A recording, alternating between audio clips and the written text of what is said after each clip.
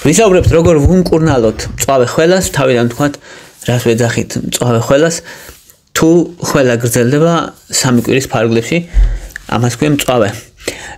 ზოგადად ადამიანი რო გაცივდება, ხშირად ახველებს, შემდეგაც რო გაუვლის უკვე სიმპტომები და მე არის გაურკვევლობა, რომ ეს არის უბრალოდ ნარჩენი ხველა, რომელიც თავისით გაივლის, თუ ეს არის ბრონქიტი, თუ ეს არის ბაქტერიული ინფექცია, რომელსაც სჭირდება მკურნალობა, ხო არ არის ფილტვების ანთება და ასეთი კითხვებია და ძირითადად დაახლოებით 60-70% შემთხვევების ეს არის უბრალოდ ნარჩენი ხველა, რომელიც ვირუსულ ინფექციას მოყვება.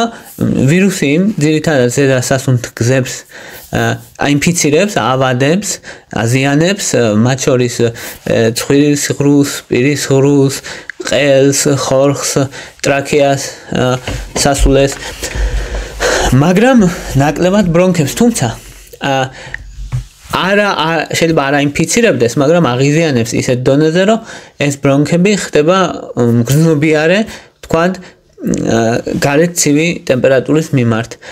ან საუბრის მიმართ, აი ადამიანი რომ ბევრს ისაუბრებს, შეიძლება დაიწყოს მერე ხველა. ანუ ვირუსი მიუხედავად იმისა, რომ ბრონქიტს არ იწვევს, ბევრ შემთხვევაში მაინც გაღიზიანებას და მომატებულ მგრძნობელობას იწვევს ბრონქებისას ისე, რომ ხველა აქვს ადამიანს. ეს ხველა შეიძლება გაგრძელდეს 3 კვირის განმავლობაში, ზოგ შემთხვევაში მეტი ხნის განმავლობაში. იშვიათ შემთხვევაში 8 კვირამდე შეიძლება გაგრძელდეს. მეორე რაც უნდა ვთქვათ არის ბრონქიტი, აი როდის ვამბობთ უბრალოდ ეს არის ნარჩენი ხველა თუ ეს არის ბრონქიტი. ბრონქიტი არის როცა არის ბრონქების ანთება, ვირუსი აზიანებს ბრონქებს, აინფიცირებს ბრონქებს, პირდაპირ გაგებით შედის ბრონქების უჯრედებში, აზიანებს მათ და იწვევს ანთებას. ეს არის ბრონქიტი. ბრონქის ჩვენ ვხედავთ როგორც ძლიერი ხველა უფრო შედარებით, ვიდრე გაცებას ახასიათებს. უფრო მეტი ლორწო წარმოიქმნება, უფრო მეტი ნახველი წარმოიქმნება, ნახველი შეიძლება იყოს მოყავისფრო, მოჟანგისფრო, მომწვანო, უფრო სქელი, ჩირკს გავდეს. გულმკერდის მიდამოში წვის შეგრძნება შეიძლება იყოს, ხველისას, შეიძლება გულმკერდის მიდამოში მოჭერის შეგრძნება, მსუბუქი სიცხე და სუნთქვისას დისკომფორტი. ამ დროს უფრო მეტად ფიქრობთ ბრონქიტზე. ბრონქიტიც დაახლოებით გრძელდება 3 კვირის განმავლობაში. რა თქმა უნდა, სხვა დაავადებებმა შეიძლება გამოიწვიოს მწვავე ხველა და მათ შორის ქრონიკულმა დაავადებებმა, მაგალითად ასთმამ, ქრონიკულმა ობსტრუქციულმა ფილტვების დაავადებამ, ქრონიკულმა ბრონქიტმა გამოიწვიოს შეიძლება მწვავე ეპიზოდები ხველის, ეს ხშირად ხდება. ფილტვების ანთება, პნევმონია იწვევს ხველას, რომელიც უფრო მძიმე სიმპტომებით მიმდინარეობს, რომელიც უფრო მაღალი სიცხით მიმდინარეობს, რომელიც უფრო მეტი ნახველით მიმდინარეობს, როგორც წესი, მეტი სისუსტით ადამიანი უფრო სუსტადაა, ვიდრე ბრონქიტის შემთხვევაში. ბრონქიტის დროს ადამიანი ჩვეულებრივ ცხოვრობს. პნევმონიის დროს ადამიანი ძირითადად არის სუსტად. ახლა ვთქვათ, როგორ ვუმკურნალოთ ხველას, ძირითადად როცა ვირუსული ხველა არის უფრო მეტად მშრალი. შეიძლება იყოს სველიც და მშრალიც, ორნაირი ძირითადად. ორივე შესაძლებელია, მაგრამ დავიწყოთ მშრალ ხველას როგორ ვუმკურნალოთ. მშრალ ხველას რას ვეძახით? მშრალ ხველას ვეძახით, როცა ხველა არის და ნახველი ან არ არის, ან ძალიან მინიმალურად არის. ამას ვეძახით მშრალს. სველი ხველა არის, როცა ნახველი გვაქვს.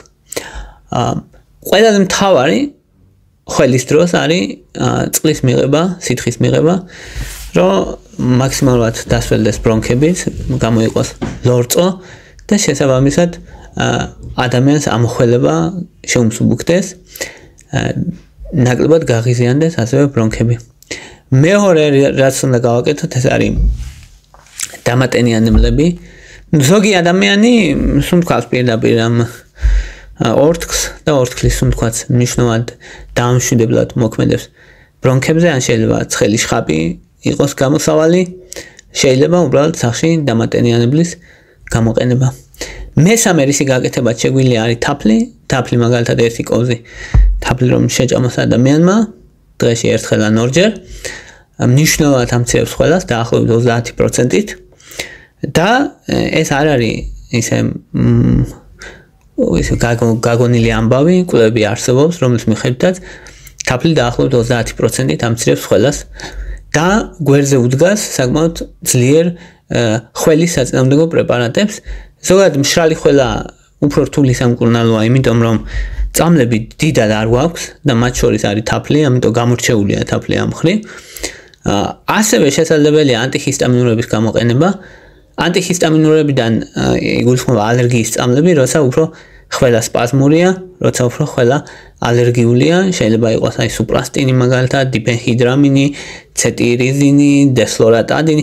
პირველი თაობა, აი როგორც მაგალითად ვთქვათ, სუპრასტინი უფრო მეტად აძინებს, სედაციას იწვევს და ამიტომ 7 დღეზე მეტი ხნის განმავლობაში მისი გამოყენება არ არის რეკომენდირებული. რაც შეეხება ცეტირიზინი, დესლორატადინი, ეგენ ნაკლებად მოქმედებენ, ნაკლებ სედაციას იწვევენ, ამიტომ მათი გამოყენება უფრო მეტად შესაძლებელია, განსაკუთრებით თუ ადამიანს აქვს ალერგიული ფონი. დექსტრომეტორფენი არის შემდეგი, რაც გამოიყენება ხველისთვის. ეფექტურია საკმაოდ, თუმცა ცენტრალურ ნერვულ სისტემაზე მოქმედებს, ამიტომ მაინც ხშირად რეკომენდაციას არ იწვევენ ხოლმე, ვინაიდან CNS-ზე მოქმედია და თუ დიდი საჭიროება არ არის, მოკლედ არ არის მისი გამოყენება მაინც პრიორიტეტული. კოდეინი და ოპიოიდები, ასევე ხველის საწინააღმდეგოა, ისინი ეფექტურია, მაგრამ რა თქმა უნდა, აქვთ ნარკოტიკებია, სხვა სიტყვებით რომ ვთქვათ, და იწვევენ დამოკიდებულებას, იწვევენ შეკრულებას, იწვევენ სედაციას. შესაბამისად არ არის რეკომენდირებული.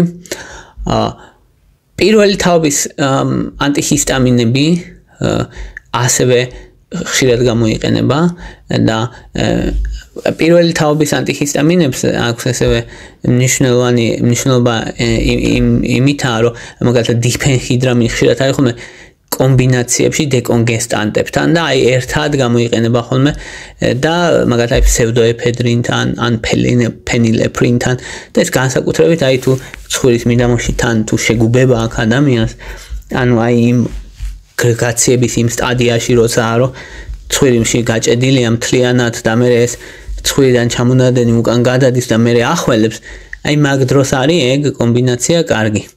თან დამამშვიდებელი მოქმედება აქვს, თან დეკონგესტანტების მოქმედება აქვს, ფსევდოეფედრინი, ფენილეფრინი და ჯამში არის ეფექტური მოკლედ.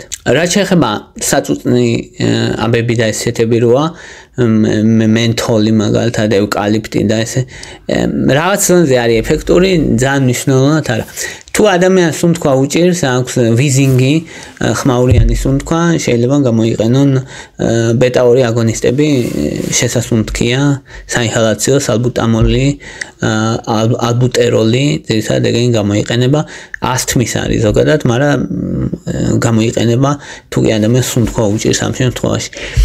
საინჰალაციო კორტიკოსტეროიდების გამოიყენება თუ სუნთქვა ისე თუ ხველა გრძელდება 60 კვირაზე მეტ ხანს და შეიძლება იყოს ნიშნები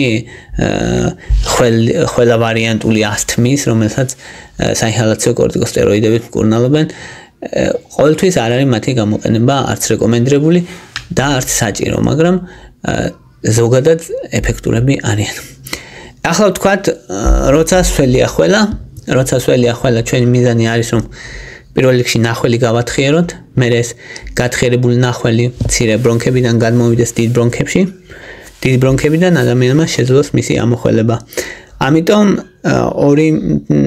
ორი ძირითადი ფორმა გვაქვს წამლების ამ დროს, არის მუკოლიტური საშუალებები, რომელიც ნახვას ათხიერებენ და ამოსახველებლები, რომელიც ამოხელებას აადვილებენ. რა თქმა უნდა, იქაც სითხეების დალევა მნიშვნელოვანია, დამატენიანებლების მნიშვნელოვანია, ორთქლის მიღება შესუნთქვა მნიშვნელოვანია და გვაქვს პრეპარატები, მაგალითად, გვაინფენეზინი, რომელიც ამოსახველებელ საშუალებას მიეკუთვნება, რომელიც ნახველის წარმოქმნას ხელს უწყობს, განსაკუთრებით ეფექტურია ეგ როცა ვირუსული ინფექციის დროს მშრალი ხველა გადადის უფრო სველ ხველაში, ამ დროს ამოხელებას აძლიერებს. მეორე არის აცეტილცისტეინი, აცეტილცისტეინიც ათხიერებს ნახველს და ამით ერთ-ერთი კარგი საშუალება განსაკუთრებით იმ ადამიანებს, ვისაც ქრონიკული ბრონქების პრობლემა აწუხებს, ძირითადად გამოიყენება ხოლმე 600 მგ 2-3 ჯერ დღეში. და აცეტილცისტეინი მუკოლიზურ საშუალებას მიეკუთვნება. კარბოცისტეინიც, აცეტილცისტეინის მსგავსი მოქმედება აქვს. ამბროქსოლი კიდევ უფრო ერთ-ერთი საუკეთესოა, მოკლედ ამბროქსოლი ნახველის გათხიერებისთვის და ბრონქების გაწმენდისთვის. ამიტომ თუ კი ოდნავ მაინც ეჭვი არის, რომ არის ბრონქიტი, ამბროქსოლი ერთ-ერთი კარგია, იმიტომ რომ ათხიერებს ნახველს, ამოხელებას აუმჯობესებს და ადამიანი ბევრად უკეთ გრძნობს თავს. მეხუთე, რაც ერთ-ერთი პოპულარული არის სუროს ნაყენი ან სუროს ექსტრაქტი და ჰედერა ჰელიქს, ესე ქვია ხოლმე, ჰედერას სახელით იცნობენ აფთიაქებში და ესე და მასაც ერთ-ერთი საუკეთესოა, რამდენიმე მოქმედება, გამოსახველებელი მოქმედება, ასევე ბრონქოდილატატორის ფუნქციასაც ასრულებს, ანუ ბრონქების გაფართოებასაც ახდენს, შესაბამისად ერთ-ერთი კარგი საშუალებაა მოკლედ სუროს ექსტრაქტი, განსაკუთრებით პოპულარული არის ევროპაში და განსაკუთრებით არის გერმანიაში. რაც შეეხება არის კიდევ რამდენიმე მნიშვნელოვანი ფაქტორი, რაც უნდა ვიცოდეთ, როცა ეჭვი გვაქვს მაგალითად ბაქტერიულ ინფექციაზე, მაშინ გვჭირდება ანტიბიოტიკები და როდის გვაქვს ბაქტერიულ ინფექციაზე, როცა ხველა და სიცხე არის ერთად და ეს გრძელდება დაახლოებით 3-4 დღეზე მეტ ხანს და დაახლოებით 38-ზე მეტია სიცხე. როცა სიცხე დაბრუნდება თავიდან გაუმჯობესების მერე, ან თავიდან ადამიანი უკეთ გრძნობს თავს, მერე გაუარესდა მდგომარეობა, ეგეც ბაქტერიულ ინფექციის მანიშნებელია. როდესაც ნახველი გახდება მწვანე, ყვითელი, ჩირქიანი, ყავისფერი, სისხლიანი, მოსისხლო, შეიძლება სუფთა სისხლით უფრო განგაშის სიგნალის მაჩვენებელია, მაგრამ როცა ადამიანი გაცემულია, შეიძლება მოსისხლო ფერის ნახველი კონდეს და ესეც ბაქტერიულ ინფექციაზე უფრო მეტად მიუთითებს. შეიძლება, რომ ვირუსულ ინფექციასაც კონდეს მოყავისფრო, მოყვითალო, მომწვანო ნახველი, მაგრამ თუ კი კონსისტენცია უფრო მეტად არის სქელი, მაშინ რა თქმა უნდა უფრო ვფიქრობთ ბაქტერიულზე და ამიტომ ამ დროს ანტიბიოტიკები ჭირდება. როცა სიმპტომები გრძელდება 10 დღეზე მეტს გაუმჯობესების გარეშე, ესეც ბაქტერიულზე მიუთითებს როგორც წესი, როცა კერის არეში ძლიერი ტკივილი აქვს ადამიანს, მაგალითად ხველისას, მაგალითად სუნთქვისას, შეიძლება მიუთითებდეს, რომ შეიძლება იყოს პნევმონია, ჩართული იყოს ან პლევრა იყოს ჩართული. ესეც ხშირ შემთხვევაში ბაქტერიული ინფექცია, თუ ადამიანს აქვს დისპნეა, სუნთქვის გაძნელება, სუნთქვა აჩქარებული, დაბალი სატურაცია სისხლში, ესეც უფრო მეტად მიუთითებს, რომ შეიძლება იყოს ბაქტერიული ინფექცია. ამ დროს ანტიბიოტიკები მიჩნევა მიზანშეწონილად, ძირითადად გამოიყენება აზიტრომიცინი, დოქსიციკლინი, აუგმენტინი, ლევოფლოქსაცინი, მოქსიფლოქსაცინი. ეს ანტიბიოტიკები გამოიყენება ყველაზე ხშირად, როცა ეჭვი გვაქვს ბრონქიტზე და ხშირად კიდე ასევე გამოიყენება პნევმონიების დროსაც. ცეფტრიექსონი, კიდე ცეფალოსპორინები გამოიყენება. ასევე მნიშვნელოვანი არის ტექნიკა ამოხველების, მაგალითად ნელა ჩაისუნთქე, ღრმად ჩაისუნთქე და სამ მოკლე ძლიერ ამოხველებად ამოახველე, აი თითქოს გინდა რომ თქვა დაორთქლო სათვალე წარმოსახვითი, აი ესეთ ამოხველებად რომ ამოახველოს, ან მეორე ვარიანტი არის რომ ის ღრმად ნელა რომ ჩაისუნთქო და შემდეგ ძლიერად ამოახველო, ეგ ორივე მეთოდი წმინდას მოკლედ ფილტვებს და ამოხველების ტექნიკასაც დიდი მნიშვნელობა აქვს. თუ ყველა გრძელდება, თვეები, მაშინ აუცილებლად ეჭვი უნდა მივიტანოთ სხვა დაავადებაზე, როგორც წესი, ეგ არ არის ხოლმე მხოლოდ თუ ადამიანი გაცებული იყო და გაცების მერე ხველა დარჩა რამდენიმე კვირა, ეგ როგორც წესი პრობლემა არა, მაგრამ თუ ადამიანს აქვს ქრონიკული ხველა, რომელიც გრძელდება თვეების განმავლობაში, აქვს ნახველი და ასე შემდეგ, მაშინ შეიძლება მივიტანოთ სხვა დაავადებები, მათ შორის ქრონიკულ ბრონქიტზე. მაგალითად, თუ 3 თვის განმავლობაში ნახველიანი ხველა აქვს ადამიანს 2 მიყოლებული წლის განმავლობაში, უკვე ისმევა ქრონიკული ბრონქიტის დიაგნოზი. აი ეს იყო რის თქმაც მინდოდა, მადლობა რომ მისმენდით, მადლობა რომ გაინტერესებთ. თუ მოგწონთ ჩემი ვიდეოები, დალაიქეთ, თუ მოგწონთ ჩემი არხი, გამოწერეთ, მადლობა ინტერესისთვის.